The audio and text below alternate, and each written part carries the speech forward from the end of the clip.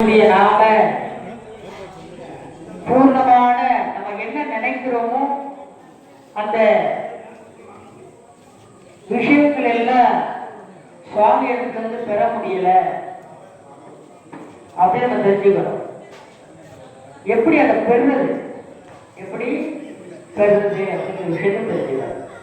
எல்லாருக்கும் ஒரு சூட்சமம் இருக்கு. அந்த சூட்சமத்தை நம்ம தெரிஞ்சுக்கணும் அப்படின்னா அந்த அம்மாள் அப்படியே செஞ்சிருவாங்க. என்ன வேணும் அப்படின்னு கரெக்டா உடனே செஞ்சிருவாங்க. அதுக்கு காலையில இருந்து ஒரு 4 விஷயங்கள் நடந்துட்டு இருந்தது கோயில். அதெல்லாம் ஐயா சில நடந்துட்டு அவர் என்ன சொல்றாரு என்ன செய்ய அப்படின்னா அது அடுத்த நிமிஷம் வந்துடு. சும்மா காலையில ஒரு குடவு கூட ஆள் இல்லையே, ஒரு 4 பெண்கள் கோயில் இல்லையே அப்படின்னு சொல்லிட்டு அங்க போனா கரெக்டா 4 பேர் குடவு போட ரெடியா இருக்கிறாங்க. அவங்களா எதுக்கு சொல்ல வரணும்? அந்த மாதிரி அன்னைக்கு பேசிக்கிட்டு இந்த மாதிரி சித்திரை மாதத்துல ஒரு கும்பாபிஷேகம் பண்ணோம், தடத்திலிருந்து மனம் வந்து அந்த இடமே சிறப்பா இருந்து சொல்லிக்கிட்டு இருந்தாலும் திருப்பி வர்ண பூஜை பண்ணிட்டு அந்த குளத்துல நீர் நிறைக்கிறோம். அப்போதைக்கு கடற்கரை பண்ணலாம். இதெல்லாம் அந்த அப்பா இடத்துல பூர்ணமா இருக்கா?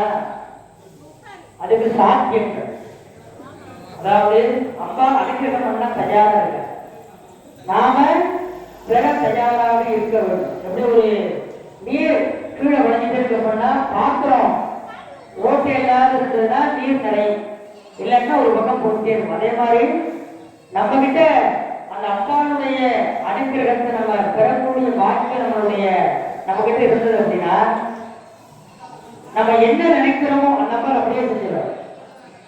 என்ன வேணும்?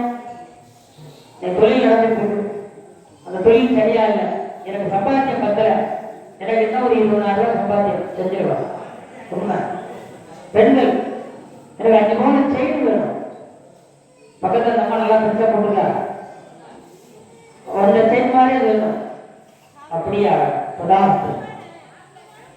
ஆனால் அந்த நிகழ்வுல நம்ம பிரார்த்தனை நிறைவேறுக்கு நம்ம என்ன செய்யணும் அப்படிங்கிறது, என்ன செஞ்சா அந்த அம்மாட்ட இருந்து வாங்கிக்க முடியும். சாதாரணமா நம்ம பெத்த அம்மா கிட்ட நம்ம அவங்க மனம் போனாத நடந்தாக்க நம்ம அந்த பெத்த அம்மாவே நம்மளுக்கு என்ன செய்வோம் அப்படிங்கிற விஷயத்தை குழந்தை பார்த்து செய்யலாம் இல்லையா? அப்படி இருக்கும் பொழுது நம்ம என்ன செஞ்சா அந்த அம்பாளுக்கு தருவா அப்படிங்கிறது நம்ம தெரிஞ்சுக்கணும். முதல்ல இந்த அம்பாள் யார் அப்படிங்கிறது இல்லையா? நம்மளுடைய சக்தி என்ன அப்படிங்கிறது தெரிஞ்சுக்கணும். அங்காள ஈஸ்வரி அப்படின்னா யாரும் தெரிஞ்சுக்கணும் இல்லையா? எத்தனையோ தெய்வங்கள் இருக்கு. இந்த அங்காள ஈஸ்வரி அப்படிங்கிறது தேவியுடைய புராணத்துல எப்படி சொல்லியிருக்கிறாங்க அப்படிங்கிறது சொல்லப்படுது. முதல்ல எப்படி இந்த அங்காள ஈஸ்வரியாக ஆதி பராசக்தி அவதாரம் எடுத்தா அப்படிங்கிறது. அங்காள ஈஸ்வரி சாட்சாத் ஆதி பராசக்தி. ஒரு முறை பிரம்மதேவன் என்ன செய்ய அப்படின்னா பிரம்மனுக்கு முதல்ல 5 தலை, சிவபெருமானுக்கு 5 தலை, அதாவது ஈசான தத்துவ அப்போர வாமதேவ சத்யோ ஜாதகம் சொல்லக்கூடிய 5 முகங்கள் சுவாமிக்கு. சிவபெருமானுக்கு எத்தனை? 5 தலை. என்ன தலமா பாப்பா? 5 தலை. சரியா? சிவபெருமானுக்கு கதை சொல்ல, நான் ஒன்றும் வேற எதுவும் சொல்ல, புராண கதையும் சொல்ல, ஒரு 15 நிமிஷம். அதுக்கப்புறம் எப்படி அந்த அப்பாவை கும்பிடுறது, நாளைக்கு வாய்ப்பு இருந்தா ஏன் விஷயம் நடக்குது அப்படிங்கிற விஷயத்தை நம்ம சொல்லுவோம். நீங்க நேரம் தான் 1 மணி நேரம் நான் பேசுவேன். நீங்க உட்கார தயாரா இவ்வளவு நேரம் வந்தாலும் அப்பாவை பத்தி சொல்லிட்டே இருக்க. அப்ப பிரம்மாவுக்கு 5 தலைகள் இருக்கிறது. அம்மா என்ன பண்றாங்க, நம்ம சுவாமிதான் இருக்கிறார் போல அப்படின்னு சொல்லி பிரம்மாவை திருத்துவார். அப்ப பிரம்மாவுக்கு ஒரு தலக்கணம் ஏற்பட்டிருந்தார். சுவாமியில நம்மளும் 5 தலை இருக்கணும் அப்படிங்கிறதுக்காக அந்த பார்வதி தேவி அப்படி நினைச்சிருக்கா அப்படின்னு. அப்ப ஒரு ஆணவமானது தலைக்கு இருக்கின்றது. உடனே அம்மா என்ன பண்ற, அந்த ஆணவம் படைக்கக்கூடிய பொருள் படைக்கக்கூடிய ஒரு முதலிடத்திற்கும் படைக்கப்படுகின்ற பொருளிலும் அதே ஆணவத்தோடு இருக்கும் அப்படின்னு ஒரு தலையை வெட்டி எடுத்தார். அம்பாள் கோபம் கொண்டு ஒரு தலை. சுவாமி சிவபுராணத்தில் எப்படி வரும் அப்படின்னு பார்த்தா பைரவர் பிள்ளை எடுத்ததாக சாஸ்திரங்கள். அதே தேவி பாகவத்தில் எப்படி வரும் அப்படின்னா அம்பாள் அந்த பிரம்மாவுடைய தலையை கொள்கின்றார். அப்ப தேவி சரஸ்வதி பார்க்க நம்ம கடவுளுடைய அந்த தலையை கொய்த நீ சொந்த பந்தம் இல்லாது ஒரு இடத்தில் பிறப்பாயாக அப்படின்னு சாபம் பிரம்மா ஒரு பிரம்மத்துக்கு இந்த புருஷமானது சாபமானது அம்பாளுக்கு ஏற்படுகின்றது ஆதி பராது.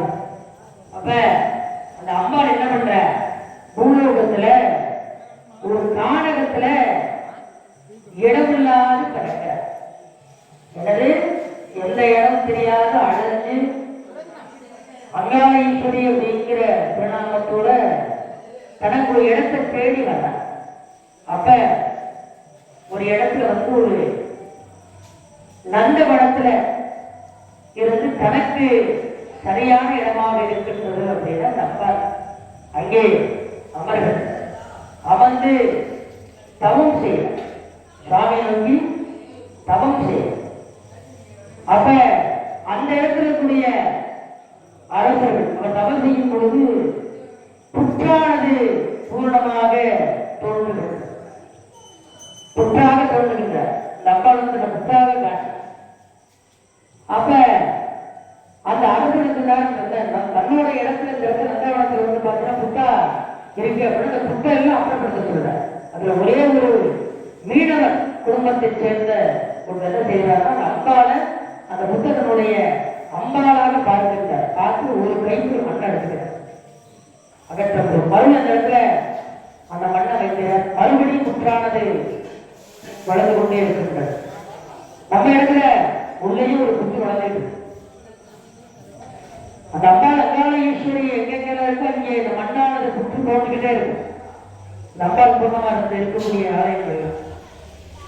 அப்ப அதற்கப்புறம் இந்த அரக்கனுக்கு தான் யார் அப்படிங்கிற விஷயம் தெரிவிக்கப்படுகிறது. அதற்கப்புறம் இது எங்கன்னா மலையனூர்ல நடந்த விஷயம். மலையனூர் இங்க இருக்கக்கூடிய அங்காளீஸ்வரனுடைய பிரதான தலைவாசல் எங்க இருக்குன்னா அந்த மலையனூர். இந்த புற்றால நம்பால் இருந்து அங்கே போனீங்கன்னா உங்களுடைய எல்லா பிரச்சனைக்கும் மருந்து புற்றுலேருந்து வரக்கூடிய அந்த மண்ணெடுத்து கொஞ்சம் கொடுப்பாங்க. சாப்பிட பயன்படுத்துகிறது, குடிக்க பயன்படுது.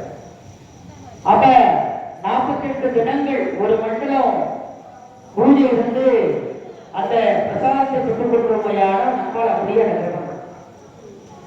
பிரதான தலைவார்கள் மலைகள்.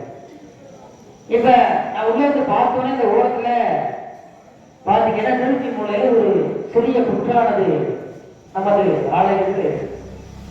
அப்ப அந்த அம்பாளுடைய பூர்ணமான அந்த சக்தி இங்கேயும் பரிபூர்ணமாக இருக்கு. முதல்ல நம்ம என்ன செய்யணும் அப்படின்னா அந்த அங்காள பரமேஸ்வரன் எப்பமான வரப்ப உட்கார்ந்து அந்த அம்பாளுடைய திருநாமங்களை சொல்லணும். நீங்க ஒரு காரியத்தை ஒரு அம்பாள்கிட்ட இருந்து சாதிச்சுக்கணும் அப்படின்னா அம்பாளுடைய திருநாமத்தை குறைந்தது 1,00,000 முறையாச்சு நீங்க சொல்லிடு. அதனாலதான் பேர் வச்சோட குழந்தைக்கு முடிப்பேர் நம்ம கூப்பிடுறோம். பேரை கூப்பிடுறோம்ல குழந்தைங்களுக்கு. ஆனா நம்ம பேர் ஒரு பேர் வைப்பாங்க, கூப்பிடுறது ஒரு பேர் கொடுத்துருப்பான். மகாலட்சுமின்னு பேர் வச்சிருப்பான், அம்மோடு கொடுத்துருப்பான். மகாலட்சுமி முதல் பண்ணா செல்லம்மா கூப்பிடுறோம், அம்மோன்னு கூப்பிடுவாங்க. பேர் மகாலட்சுமின்னு அருமையான பேர் வச்சு. அப்ப நம்ம எப்படி குழந்தைக்கு பேர் வைக்கிறோமோ அந்த மாதிரி பூர்ணமாக கூப்பிடாது. அப்ப அந்த பேருடைய அந்த தன்மையான குழந்தைக்கு பூர்ணமாக கிடையாது. அதே மாதிரி அம்பாளுடைய திருநாமத்தை குறைஞ்சது 1,00,000 முறையாச்சும் நம்ம சொல்லியிருக்கோம். வந்து அம்பாள் சனிதாசத்துக்கு உட்கார்ந்து ஓம் ஸ்ரீ அங்காளீஸ்வரி அம்பிகாயை நமஹ, ஓம் ஸ்ரீ அங்காளீஸ்வரியே போற்றி. அல்ல அம்பாளுடைய திருநாமம் எப்பப்பெல்லாம் ஒரே நேரத்தில் சொன்ன அவசியம் கிடையாது. எப்பப்பெல்லாம் அமைதியாக உட்கார்ந்து அம்பாளுடைய திருநாமத்தை சொல்லிக்கிட்டே இருக்கும்போது எப்ப 1,00,000 முறை உருவாகின்றதோ அப்ப நம்மால் சொல்றது உடனே செய்யும். அப்ப என்ன நம்மளை தகுதிப்படுத்துவார். அதற்கு இப்ப யாருக்கு ஒரு பொருள் கொடுக்கனா யாருக்கு எதை செய்யணும் நம்மளுக்கு தெரியும் இல்லையா? ஒரு தங்கத்தை ஆபரணமா செய்யணும் அப்படின்னாலும் அது நெருப்புல சுட்டு பண்ணி செஞ்சு அதுக்குள்ள முறையான விஷயங்கள்லாம் பண்ணாம ஆபரணமா வரும். அப்படியே தங்க கட்டி கொடுத்து கொடுக்கலாம் முடியுமா? முடியாது. அப்ப நம்மால் என்ன செய்வானா தேர்வு பண்ணுவார் யாருக்கு என்ன செய்யணும்.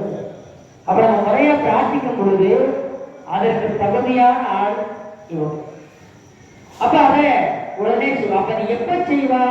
நம்ம எப்பெல்லாம் 1,00,000 உருவாகுதோ ஒரு தொடர்ந்து ஒரு காரியத்தை நீங்க 21 நாள் தொடர்ந்து ஒரு காரியத்தை செஞ்சிட்டீங்கன்னா அந்த காரியத்துக்கு உங்களால வெளியில வர முடியாது. ஒரு காரியத்தை ஒரு நல்ல காரியத்தை தொடர்ந்து 21 நாள் செஞ்சாலும் சரி, உங்ககிட்ட ஒரு தவறான ஒரு செய்கை இருக்கு அப்படின்னா அது 21 நாள் செய்யாம இருந்துட்டாலும் சரி, தொடர்ந்து 21 நாள் அந்த காரியத்தை செய்யாம இருந்துட்டீங்கனாலும் அந்த காரியம் உங்களை பின்தொடர.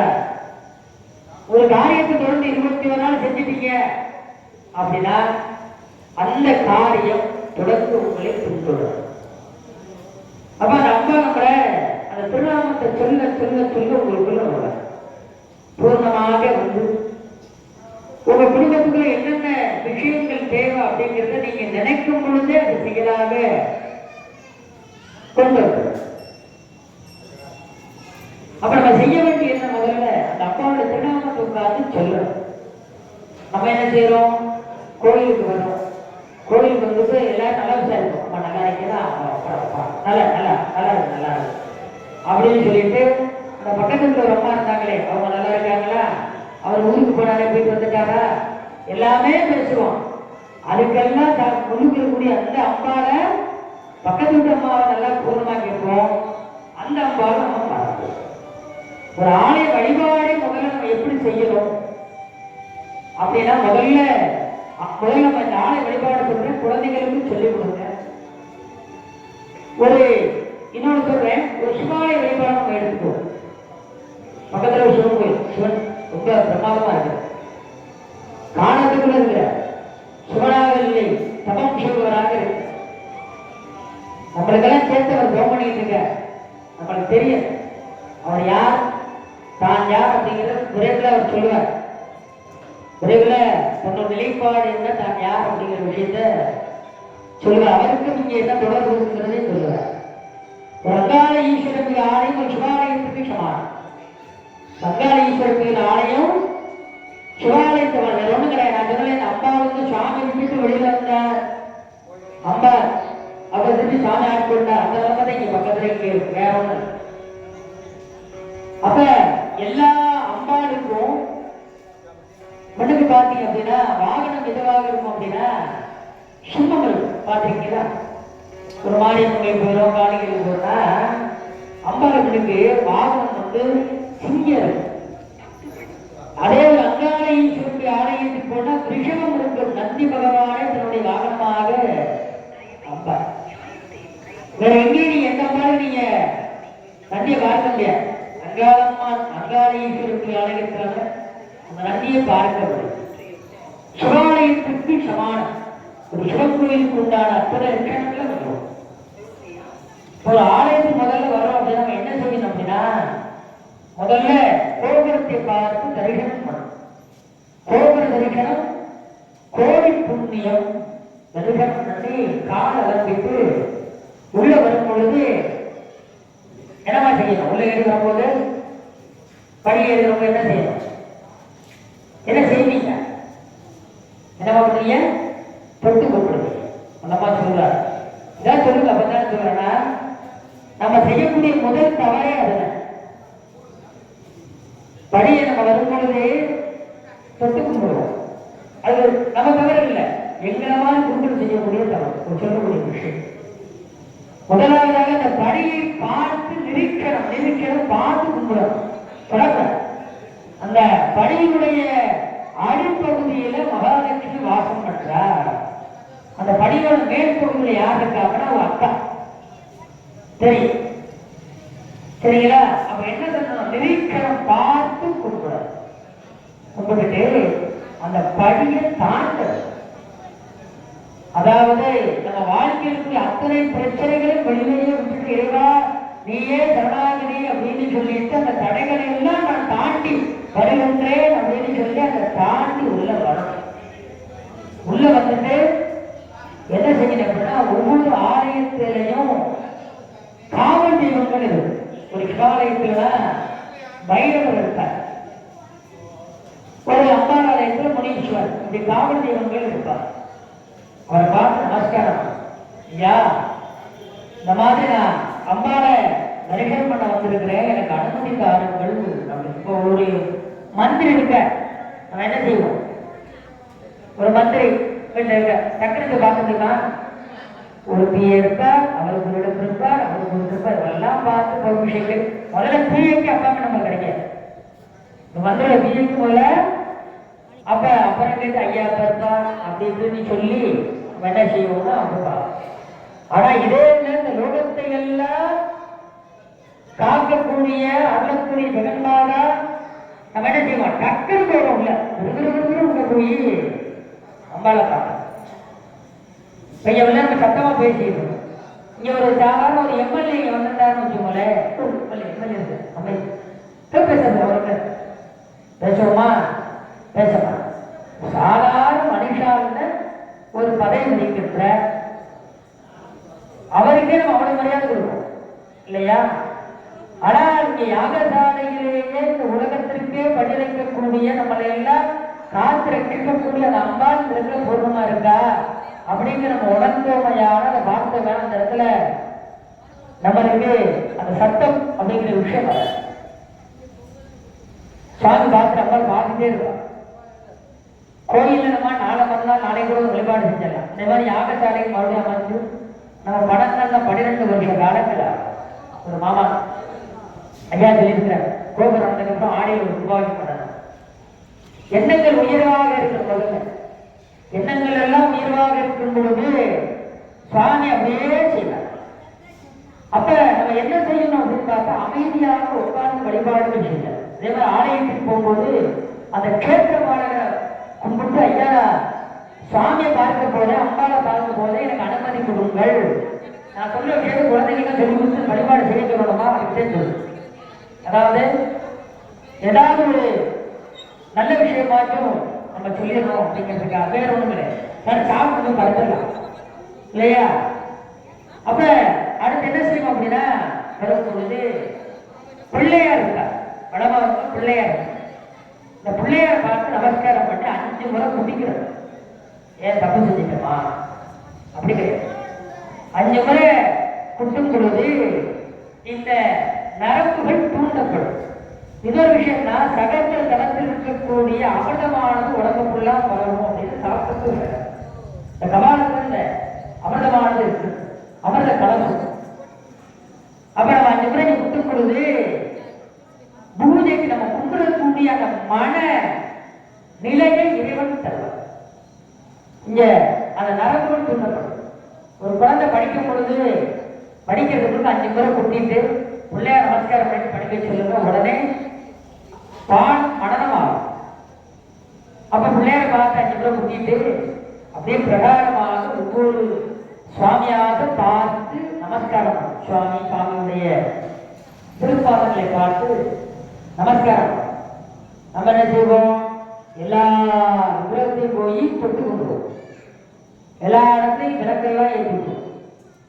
முதல்ல விக்கிரகங்களை அர்ச்சகராக இருந்தாலும் அபிஷேகம் செய்யக்கூடிய காலத்தை தவிர மற்ற காலத்தில் கீழ்த்தக்கூடாது. இப்ப நாங்களாக இருந்தால் எப்ப அந்த சுவாமியை தொடரணுமோ அப்பதான் தொடரும். நினைச்ச நேரமெல்லாம் போயிடும். அப்ப அந்த சுவாமிய பார்த்து நமஸ்காரம் பண்ணணும். அதே பிரகாரமாக ஒவ்வொரு சுவாமியும் தரிசனம் பண்ணிட்டு வந்து எந்த சுவாமிக்கு அர்ச்சனை பண்றீங்க விட என்ற சுவாமி விளக்கிட்டு பிரார்த்தனை பண்ணணும். பிரார்த்தனை பண்ணிட்டு மறுபடியும் ஒரு பிரகாரம் வந்து சாமி கொடுத்து கொடிமரத்துக்கு முன்னுக்கு எல்லா சன்னிதானத்தையும் விழுந்து கும்பிடக்கூடாது. நம்ம முனிசாமி இல்லாத சுவாமியுடைய திருப்பாதங்கள் எல்லாம் முடிமரத்துக்கு முன்னதாக இருக்கிறதாக சொல்லப்பட்டது. அப்ப கொடிமுறையிலே என்ன சொல்லப்பட்டது? பலிபீடங்கள். அந்த பலிபீடத்துக்கு முன்னுக்கு விழுந்து நமஸ்காரம் பண்ண, நமஸ்காரம் பண்ணிட்டு ஒரு நிமிஷம் உட்கார்.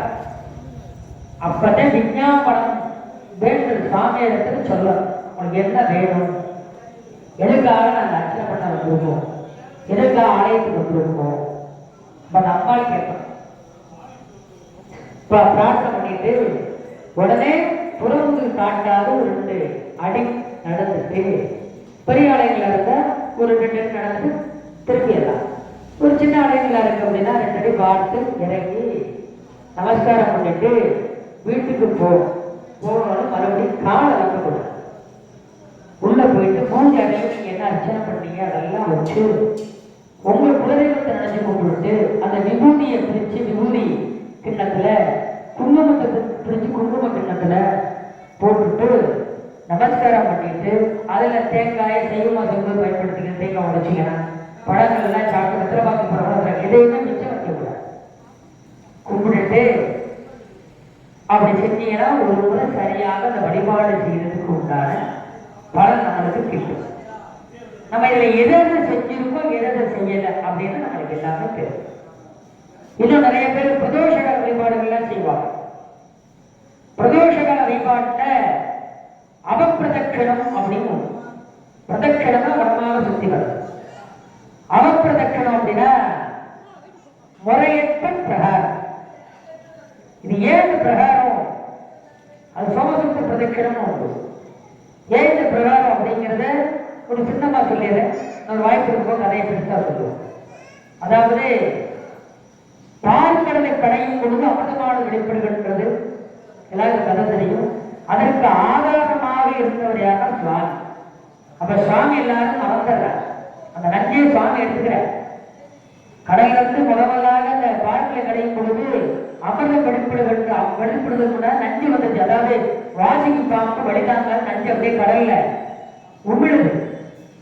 அப்ப அந்த நஞ்சு எடுத்து யாரையா சாப்பிடுறது அப்படின்னு பாக்குறான். யார்கிட்ட கொடுக்கலாம் சரியான வந்து சிவபெருமான் எடுத்து கொடுக்குறான். சுவாமி எடுத்துக்கிறார். எடுத்து கண்டத்திலே வச்சுக்கிறார். நஞ்சை உள்ள இருந்தா உயிர்மை சிவராத்திரியெல்லாம் வளர்க்குது. கண்டத்திலே வச்சுக்கிறார். அதனாலதான் ஆண்களுக்கு பார்த்தீங்கன்னா அந்த தொண்டை கொடுத்து ஒரு முடிச்சிடும், பெண்களுக்கு இருக்கு. அப்ப சுவாமி வச்சுக்கிற அப்படிப்பட்ட தாரகத்தை பெரிய கதை ஒரு நாள் சொல்லுவோம். அப்படிப்பட்ட தாரகத்தை சுவாமியை மறந்துடுறாங்க. 12வது நாள் அந்த அமிர்தமானது கிடைக்கின்றது. துவாதசி அன்னைக்கு, ஏகாதசி அன்னைக்கு இரவு பகல் மாறாது கிடையாது. அதனால தான் ஏகாதசிக்கு விரதம் இருக்கிறது. துவாதசி அன்னைக்கு அமிர்தம் கிடைப்படுகின்றது. அந்த அமிர்தத்தை எல்லாருக்கும் கொடுக்குறாங்க. காரணமாக சுவாமி மறந்துடுறாங்க. திரையோதசி அன்னைக்கு போய் பார்க்கிறாங்க.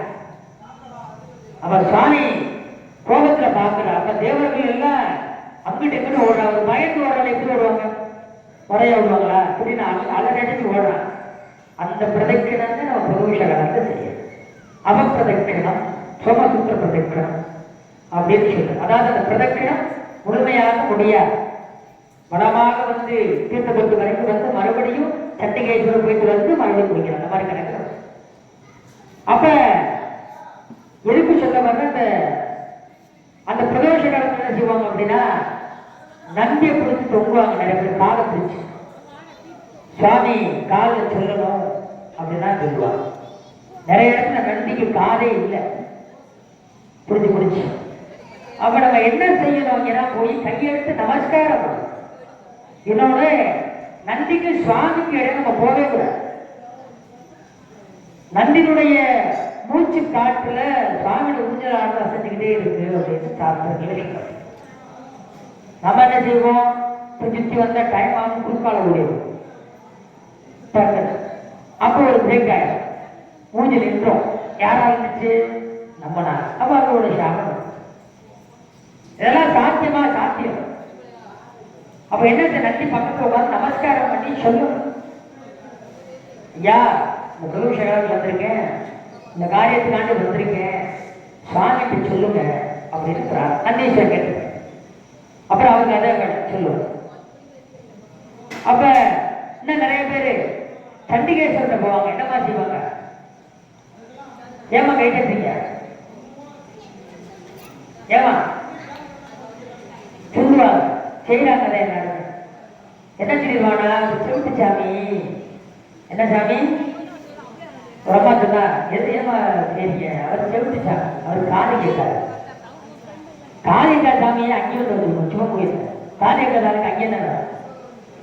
அப்ப இன்னும் ஒரு சிலர் என்ன செய்வாங்க, அவர் சுவாமியுடைய சிந்தனையில இருப்பாராமா. அப்ப போய் சுண்டி கொடுத்தாரு நம்ம பேசி பார்ப்பாரா அப்படின்னு. அதாவது நம்ம அங்க என்ன செய்யணும் போது அவர் யார் இருப்பாரு. இந்த சண்டிகேஸ்வரர் யாருன்னா சிவாலயத்தினை கணக்கப்புள்ள.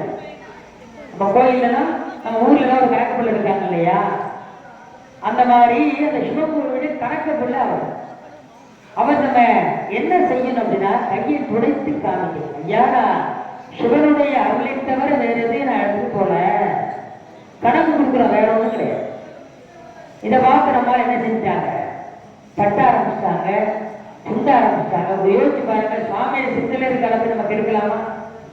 அவர் சிந்தனை நமக்கு இருக்கலாமா? போய் நமஸ்காரம் பண்ணிட்டேன், ஐயா நான் சுவாமியோட அருளை தவிர வேற எதையும் எடுத்து போல அப்படின்னு சொன்னோம் அப்படின்னா அவருடைய டைம்ல முடிச்சு வச்சுட்டாங்க. என்ன ஓகே, நம்ம அதை சொல்லி போயிருக்கிறாங்க. அடுத்த பிரதேசத்துல அவங்களுக்கு அந்த காரியமான சிந்திக்கும் அப்படின்னு திங்க் பண்ணிடுவாங்க. அப்ப நம்ம போய் இங்க தட்டிக்கு இருந்தோம்னா இன்னும் எத்தனை பிரதேசம் இருந்தாலும் நம்மளால நடந்தாரு. என்ன தியானத்துல என்னதான் கிடைச்சாங்க விஷயம்னா சுவாமி நம்ம எதுனால நம்மளுடைய நம்ம எப்படி வழிபாடுகளை செய்யணும் அப்படின்னு நல்ல குருமார்கள் சொல்லுவது கிடையாது. ஒவ்வொரு மதத்திலையும் அந்த மதத்தை பற்றின விஷயத்தை உங்களால படிக்கணும். அப்பதான் அவங்க சேர்த்துப்பாங்க. நம்மதுல என்ன அப்படின்னா தேவையில்லை, பரவாயில்ல. ஏன்னா மன்னிப்புள்ள மனது நம்மளுக்கு பூர்ணமா.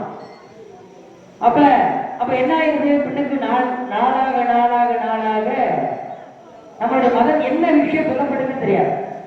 ஒரு இந்துவாக பிறந்த நம்ம ஒரு மகாபாரதத்தை படிக்கும், ஒரு ராமாயணம் படிக்கும். மகாபாரதத்துடைய ஒரு திருச்சுவடிகள், அதாவது அந்த புக்கு வீட்டில் இருக்கணும். முதல்ல திருக்குறள் புக்கு வீட்டில் இருக்கணும்.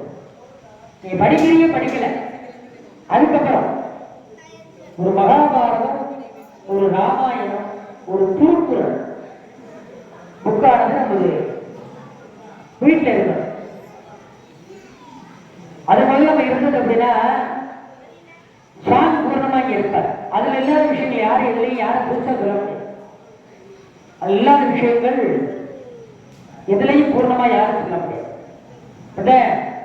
விவேகானந்தர் போயிருக்கிற ஒரு சத்சங்கத்துக்கு போயிருக்கிற விவேகானந்தர் போயிட்டு என்ன செய்யறாரு அப்படின்னு சொன்னா ஒவ்வொரு மதத்தை பத்தியும் பேசும், ஒவ்வொரு விஷயத்தை பத்தியும் பேசும், அதுல இருக்க தெளிவுகளை பேசும். அப்ப போயிட்டு தன்னுடைய மத கோட்பாடுகள் ஒரு எடுத்து வச்சிருக்கிறார். எல்லாரும் வர அவங்க மேல வச்சிருந்தார். அப்ப அவருக்கு சொல்ற, என்ன சுவாமி நீங்க முதல்ல வந்தீங்க, நீங்க வச்ச புக்கு கடைசியில் இருக்கு, நீங்க வச்ச புக்கு கடைசியில் இருக்கு, இதுவே உங்களோட நிலைமை அப்படின்னு அவர் சொல்லுங்க. சுவாமி சொல்ல, நீங்க சொல்வது 100% உண்மை சுவாமி. ஆனால் நான் என்னோட புக்கை நம்ம எடுத்துட்டேன் அப்படின்னா மேல வைக்கக்கூடிய அத்தனை புக்கு சரிஞ்சிடும். என்னுடைய மதத்தின் கோட்பாடு நான் எடுத்துட்டேன் அப்படின்னு சொன்னா மற்ற விஷயங்கள் எதுவுமே இங்க நிரந்தரம் கிடையாது. எதாவது சொல்லப்படுகிறதா எல்லாம் நிறைய விஷயங்கள் நம்ம சொல்லப்படுகிறது. நம்ம பயன்படுத்த பொருட்கள் எல்லாமே அர்த்தத்தோடு சொல்லப்பட்டிருக்கிறது. அதான் கண்ணதாசன் முதல்ல ஒரு நாஸ்திகர் பெண்ணுக்கு எழுத அர்த்தமுள்ள இந்த மதமும் எழுது பாட்டு. இப்ப நம்ம பயன்படுத்துறோமே ஒரு பூஜைக்கு ஒரு வாழை இலை பயன்படுத்தும். எத்தனை இலைக்கு இருக்குமா வாழை இலை பயன்படுத்தும்? எவ்வளவு இலைகள் இருக்கு இல்லையா? அதான் ஏன் வாழை இலை பயன்படுத்துற சொல்லுங்க. அதாவது முதலாவதாக வாழை நம்ம வளரும், சந்ததிகள் நெருக்காகணும். ஒரு மரத்தரையை வெட்டினா அதோட வராது. வாழையை வெட்டினோம் அப்படின்னா மறுபடியும் கிளை பக்கத்திலே முளை. அப்ப நம்ம சந்ததி வாழையாக வளரணும் அப்படிங்கிறதுக்காக ஒரு வாழை இலையை நம்ம பூஜைக்கு பயன்படும். ஒரு தேங்காய் பயன்படுத்துது இல்லையா? எத்தனையோ காய் இருக்கும் போது நம்ம ஒரு மாங்காய் கொண்டு வைக்கலாம்ல, சுவாமிக்கு சிறச்சா தேங்காய். யாருமே ஒரு கோயில் போகும்போது ஒரு ஆப்பிள் வாங்கிட்டு போங்க, ஆரஞ்சு வாங்கிட்டு போகணும்னு சொல்ல, ஒரு தேங்காய் வாங்கி கொண்டு போய் சுவாமிக்கு அர்ச்சனை பண்ணு, இல்லை செதற விட அப்படின்னு சொல்லுவாங்க. அப்ப அந்த தேங்காய்க்கு ஏதோ ஒரு மகத்துவம் இருக்கு அப்படின்னு நம்ம தெரிஞ்சுக்கிறோம் இல்லையா? ஒரு 3-4 விஷயம் மட்டும் தெரிஞ்சுக்கிட்டா பூர்த்தி பண்ணிடுவோம். அம்மா போட்டாங்க. அப்ப எந்த பழத்தை எச்சி பண்ணி போட்டா மலைக்கும்? தேங்காய் முழுமையாக வைக்க, சுவாமிக்கு ஒரு பொருள் முழுமையாக பூஜை ஆகுதா அதுல தேங்காய். இன்னொன்னு அந்த குருதியை பிச்சு பார்த்தீங்கன்னா 3 கண் இருக்கும். சுவாமிக்கு 3 கண், நம்மளுக்கு 3வது கண் உண்டு. எப்ப அது திறக்கும் அப்படின்னா சுவாமியுடைய சிந்தனையிலே இருக்கும் பொழுது 3வது கண் ஞானமாக திறக்கும். அப்ப அதற்காக நம்ம தேங்காயை பயன்படுத்துவோம். வாழைப்பழம் பயன்படுத்துறோம் இல்லையா? அதோட தன்மையை செஞ்சுக்குவோம். இப்ப ஒரு மாங்கனுக்கு மற்ற எல்லா விஷயத்துக்கும் ஒரு விதை அப்படிங்கிறது இருக்கு. வாழைப்பழத்துக்கு விதை இருக்கா? எனக்கு தெரியல. வாழைப்பழத்துக்கு அதாவது நம்முடைய வாழ்க்கை முற்றுப்பெறணும், முடிவில்லாத இருக்கிற முற்றுப்பெறணும் அப்படிங்கிறதுக்காக வாழைப்பழத்தை சுவாமிக்கு நைவேத்தியம். ஒவ்வொரு பொருளுக்கும் நம்ம செஞ்சவரும் பூஜை பண்ணுறது மாவிளம், எத்தனை மாவிளம் சிறத்துல வைக்கிறாங்க சிறந்தா. மற்ற இலைகள்ல அழுகும், ஆனா மாவிளம் முறையாக காய் சருகாது.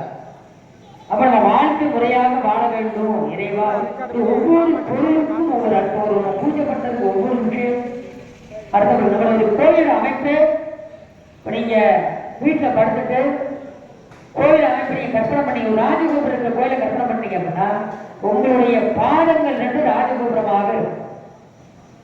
உங்களுடைய சிரசு சுவாமியுடைய கர்ப்பகிரகம், சுவாமி இருக்கிறது. நம்ம 2 கைகள் 2 பகுதியில் இருக்கக்கூடிய துவாரபாலர்கள், கொடிமன் நம்முடைய நாவி தொட்டு. இப்படி ஒவ்வொரு மனிதனுடைய அங்கத்திற்கும் பொழுது அந்த காலத்துல கோவிலுடைய வடிவம் வச்சார். அதனாலதான் ஆலயம் இல்லாத, அதாவது கோவில் இல்லாதவர்கள் குடியிருக்க வேண்டாம், ஆலயம் அப்படிங்கிறது ஆன்மா லயப்படுகிற அப்படின்னா சொல்றாங்க. அப்ப நம்ம முதல்ல நம்ம தெரிஞ்சு கொண்ட விஷயம்னா, எப்ப ஆலயம் வந்தாலும் முதல்ல நான் சொன்ன மாதிரி கடைபிடிச்சு பாருங்க. அம்பாள் இடத்துக்கு வந்து குறைஞ்ச 1 லட்சம் முறையாக அம்பாளுடைய பேர் சொல்லாம சொல்லுங்க. வரும் பொழுது வீட்டுல ஒரு பூஞ்செடி வச்சுக்குவோம். வீட்டுல பூஞ்செடி இருக்கிறவங்க நல்லா பராமரிங்க, இல்லாதவங்க ஒரு பூ கண் வச்சுட்டு அந்த பூவை ஒரு புஷ்பாச்சா வரும்போது எடுத்து வந்து அம்பாள் சாத்திட்டு நமஸ்காரம் பண்ணிக்குவோம். நம்ம ஒரு வீட்டுக்கு போறோம், வெறுங்கையோடு போமா போக மாட்டோம் இல்லையா? ஏன்னா சட்டைக்கு வந்துடுவாங்க. நான் போனா இங்க போகும்போது ஸ்வீட் பழம் தான் வாங்கிட்டு வந்தா நீங்க இந்த அம்மா சும்மா வந்து கொடுத்துருவாங்க. அப்ப நம்ம அப்படி கேட்கறதுனால திருப்பி நம்ம செய்யணும். சுவாமி எல்லாத்தையும் திருப்பி தரப்போற, நம்மளால முடிஞ்ச எதையுமே வாங்கி நீங்க நல்லா நீ கையில நிறைய செல்வம் இருக்கு, நல்ல ஒரு பெரிய அன்னதானங்கள் சொல்றாங்க. அப்படி நம்மளால முடியலையா, அந்த அன்னதானம் நடைபெறுவது நம்மளுடைய சரீர வழிபாடு. ஏதாவது ஒரு 2 கூட்டு எடுத்து பரவாயில்ல, ஒரு குப்பை வச்சுட்டோம் அனுக்கிரம் பண்ணிடுவார். அப்ப அந்த எண்ணங்கள் எல்லாம் எப்படி செயலாகும் அப்படிங்கிற விஷயத்தை நாளைக்கு வாய்ப்பு இருந்தா சொல்லுவோம். அதோடு நாளைக்கு 9:15 10:20 கும்பாபிஷேகம் 10:30 மணிக்கு போட்டிருக்காங்க அப்படின்னு நினைச்சு நம்ம வீட்டில் இருந்துடக்கூடாது. 9 மணி 9:15 மேல எப்ப வேணாலும் சுவாமியோட சமீபத்தில் கும்பாபிஷேகம் நடக்கும். காலையிலிருந்து 2ஆம் கால யாக பூஜை நடக்கும். அந்த 2ஆம் காலம் அப்படிங்கிறது அம்பாளுடைய சக்தி எல்லாம் இப்ப பூர்ணமாக அந்த கலசங்கள்ல சேர்ந்துடும். நாளைக்கு அந்த அம்பாள் வந்து பூர்ணமா விஸ்வரூப தரிசனமாக இருந்து மறுபடியும் குழந்தையாக உள்ள வந்து அம்பாள் வந்து கிரகத்துல புகழும். அப்ப அந்த விஸ்வரூப தரிசனம் கிடைக்கும். 2ஆம் கால பூர்த்தியில் நம்மளுக்கு கிடைக்கும். விஸ்வரூப தரிசனங்கள் சும்மா இல்லை, அதாவது பூலோகம் முதல் விண்ணுலகம் வரை திருப்பி நம்மால் நம்ம காப்புனா கட்டி வச்சிருக்கோம். அந்த குழந்தை பருவத்தினுடைய இந்த வளர்ச்சி பருவமாக இந்த ஒரு மண்டலம் நம்ம எப்படி நிர்ணயம் பண்றோமோ அந்த காலம் வரைக்கும் நம்மால் குழந்தையாக இருப்பார். அப்புறம் அந்த காப்புகள் பெருக்கும் பொழுது அந்த அம்மாவுடைய இறைசக்தி பூர்ணமாக வியாபி. அப்ப நீங்க என்ன செய்யணும்னா இந்த 48 நாளும் இல்ல அரை மணி நேரம் 48 நாள் நிர்ணயம் பண்ணியிருக்கிறார். இது சுவாமி அம்பிகளோட வளர்ச்சி பருவம். இந்த காலத்துல உங்களுடைய காரியங்கள் எல்லாம் நீங்க சாதிச்சுக்கலாம். இப்போ ஒரு பொருளை வந்து ஒரு பெரியவர்கிட்ட கொடுக்குறோம், இந்த பொருளை எனக்கு கொடுத்துருவோம் அப்படின்னு சொன்னா என்ன செய்வோம் அப்படின்னா, ஒரு 10 படம் இருக்குன்னு வச்சுக்கோங்க, ஒண்ணு 10 பேர் இருந்தா அவர் என்ன செய்வார் அப்படின்னா எடுத்து ஒன்னா கொடுப்பார். இன்னும் 20 பேர் இருந்தா அதை வெட்டி கொடுப்பார். இன்னும் 50 பேர் தான் பீஸ் பீஸா வருவார். இதே ஒரு குழந்தைகிட்ட போய் கொடுத்துரு கேட்கிற என்ன செய்யணும், அந்த குழந்தை அப்படியே கை நிறைய எவ்வளவு இருக்கும் அப்படி அள்ளி அப்படியே எடுத்துக்கணும் கொடுக்கும் இல்லையா? கள்ளக்கடவுளாத குழந்தை என்ன செய்யும் அப்படின்னா தன்னை இருக்கிற விஷயத்த அப்படியே எடுத்து ஒரு குழந்தை கொடுப்பான், அப்படியே குழந்தை அப்படியே எடுத்து கொடுக்கும். அதே மாதிரி அம்பாள் குழந்தை ரூபத்தில் இருக்கும் பொழுது அம்பாளை வந்து நீங்க பிரார்த்தனை தினசரி வந்து அம்பாளை வழிபாடு செஞ்சீங்க அப்படின்னா அம்பாள் உங்களுக்கு என்ன தேவையோ அப்படியே கொடுத்துருவாங்க. அப்ப அந்த காலங்கள் நம்மளுடைய பிரார்த்தனை சுவாமி அம்பிகளிடத்துல கொண்டு சேர்ப்பித்து அந்த காரியங்களை சாதிக்கக்கூடிய காலங்கள். அப்ப அதெல்லாம் நம்ம அந்த மாதிரி பிரார்த்தனை பண்ணி அதெல்லாம் பூர்ணமா பெறணும். அதனால என் பக்கத்துல இருக்கிறவங்க முடிஞ்ச வரைக்கும் எப்ப தினசரி வந்து அம்பாளை பார்த்து நமஸ்காரம் பண்ணிக்கோங்க, அம்பாளை பார்த்து பிரார்த்தனை பண்ணுங்க. எப்படி நீங்க உங்களுக்கு என்ன தேவை, ஒரு குழந்தை கிட்ட உங்களோட தாய் கிட்ட எப்படி சொல்லுவோம் அப்படின்னு விஷயம் பண்ண உட்காந்து அம்பாளை பார்த்து சொல்லுங்க. மா எனக்கு இந்த பிரச்சனைகள்லாம் இருக்கு, எனக்கு இதெல்லாம் நீங்க சரி பண்ணி கொடுக்கணும், அனுகிரகம் பண்ணுங்க, இதெல்லாம் எனக்கு தேவை அப்படிங்கிற விஷயத்த சொல்லுங்க. இந்த அம்பாள் வந்து பரிபூர்ணமாக அத்தனை தேவைகளையும் பூர்த்தி செய்வா அப்படின்னு சொல்லி இவ்வளவு நேரம் அமைதி காட்டுவது எல்லாருக்கும் நன்றிகளையும் தெரிவிச்சு, ஏன்னா ஏதாவது ஒரு விஷயமாவது பதில் நாளைக்கு உங்களுடைய குழந்தைகள் அது மட்டுமல்லாது யாருக்காவது ஒரு விஷயம் நாளைக்கு நீங்கள் சொல்லும் பொழுது அதை அவங்க கடைபிடிக்கும் பொழுது அதனுடைய புண்ணியம் எல்லா மக்களுக்கும் கிடைக்கும் அப்படின்னு சொல்லி இந்த உரையை பூர்த்தி செய்கின்றோம். சிவாஜி சிற்றம்பலம் சிவன்